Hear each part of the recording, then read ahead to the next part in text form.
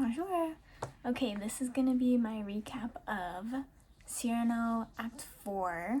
Sorry that my face is so close to the phone, but I'm trying to read the questions on my laptop as well.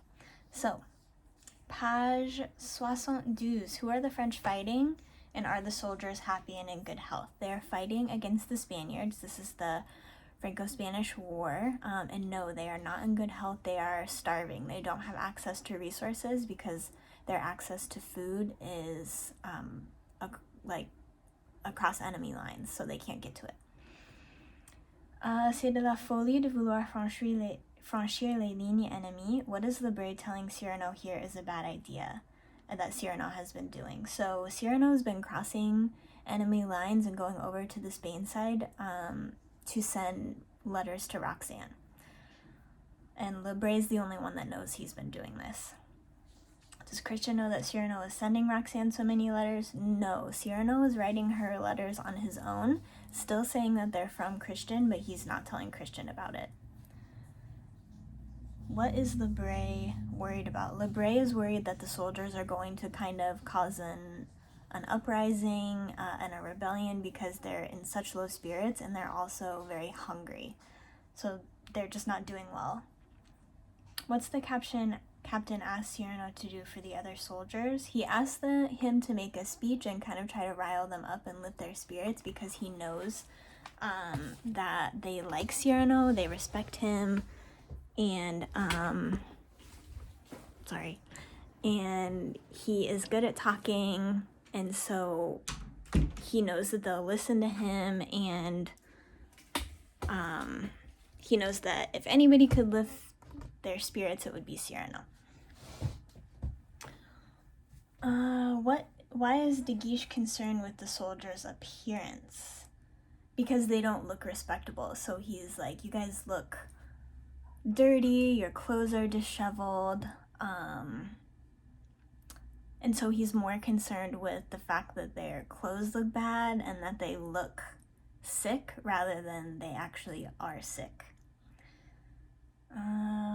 So there were a couple hard ones on this one. So De Guiche says he left his white officer's scarf behind enemy lines. Why does he say he did this, and what does Cyrano reveal as the real reason? So we can assume that De Guiche left it behind to prove to the Spaniards that he made it across and they didn't catch him. What really happened, and this version of Cyrano is not great at explaining this. There are some parts of this play that are simplified in this version because it's a student version, especially in this act. So what really happened was De Guiche was on enemy lines and he got scared that his white scarf would give him away as a nobleman, because that's why he wore the scarf, was because it distinguished him. But he got scared that would make him a target, and so he took it off. Cyrano was crossing to send Roxanne a letter and saw it, and he put it on, even though he knew it would make him a target. So Cyrano is really brave, and he doesn't care if he's a target because he's confident that he can beat anybody that challenges him. And then he brings it back and gives it back to De Guiche as like kind of to make him look like a coward, or to reveal that he is a coward, because that's why he took it off. Why does the captain accuse De Guiche of sacrificing them? So De Guiche was using the soldiers as bait to get the Spaniards to come onto their side, so then they can attack the Spaniards without crossing enemy lines to the Spain side. But the soldiers know that if that happens, that a lot of them would lose their lives. So they were angry that he would use them as bait like that when they will probably get injured. What does Christian notice on the latest letter Cyrano wrote to Roxanne, and what is Cyrano's excuse? So he notices a teardrop on the letter. He notices that Cyrano was crying when he wrote it. And Cyrano says he did it on purpose to add emotional effect to make Christian look like he was crying, yearning for Roxanne when he wrote it. But really, we can assume that Cyrano was crying because he loves Roxanne. Who shows up to see the soldiers, and how did they cross enemy lines? So Roxanne shows up.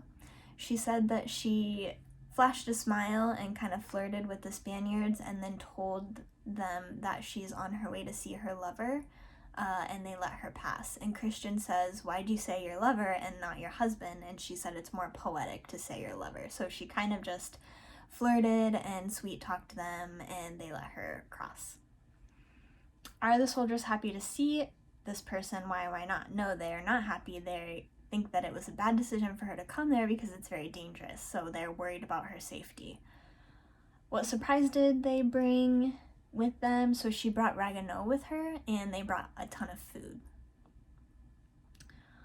Why is De Guiche staying with the Gascon? So he says he stays because Roxanne is staying, and he says, "I'll stay here instead of going back where it's more safe and where I have more protection. I'll stay here." So he's trying to make himself look really brave in front of her. But yeah, he's just staying because she's staying.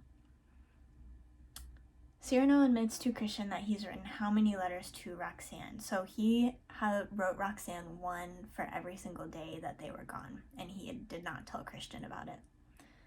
Roxanne says that she would love Christian even if what? She says even if he was ugly, she would still love him because he's so eloquent, and he says he loves her so much and all of this. And Cyrano says even if he was disfigured, even if he was vulgar looking, and she says yes. Because remember, they say that Cyrano's nose disfigures him. So he's kind of realizing, like, I don't know if he's realizing this, but we can realize that maybe if he just would have told her the truth, she would have maybe loved him back. Like, she's not as shallow as we were once told to think, or Cyrano once thought. Christian discovers that Cyrano loves Roxanne. What does he want to do about it? So Christian is upset because he finds out that Cyrano loves Roxanne. He also finds out that the reason that she loves him is because of the letters, and Cyrano's the one that are writing the letters. So he wants to tell Roxanne the truth and then make her choose. This is also another part that this version of the book is not good at explaining, but he wants to tell Roxanne to choose between Cyrano and Christian once she knows the truth. What happens to Christian? So there's a picture of it on page 93. So he gets injured. In the italics, it says that they hear a gunshot, so we can assume that he got shot. And then he dies in Roxanne's arms. What I didn't point out well enough in the questions that I wish I would have is that when he's dying, or before he dies, he asked Cyrano, "Did you tell her?" And Cyrano says yes, and she chose you. She always chooses you. So Cyrano didn't tell Roxanne the truth, and Roxanne didn't make a choice, but Cyrano wants Christian to know as he's dying, or wants him to think that Roxanne chose him and that she really loved him. So we find out that really Cyrano was doing all of this without a second motive or without a bad intention. He really wanted them to be happy together. And we'll find that even more in the next act. We'll see that. And then who tried to save Christian? So it's just a very short couple lines where De Guiche arrives and he explains that he had tried to save Christian, and Cyrano says, you were brave, you did what you could, you tried to save him, you showed your courage. So De Guiche kind of starts to make a comeback because he tried to save Christian's life, and it didn't work, and he feels guilty about it. So next act, you guys have the vocab, and then we're gonna finish it. And remember, the next act we jumped 15 years in the future. So we're gonna see really what Roxanne, Christian, De Guiche, all these characters, Ragueneau, have done in the last 15 years since Cyrano's death. So sorry this was kind of a long video, but this is a really important act. So I hope that you enjoyed it. And until next time, à la prochaine.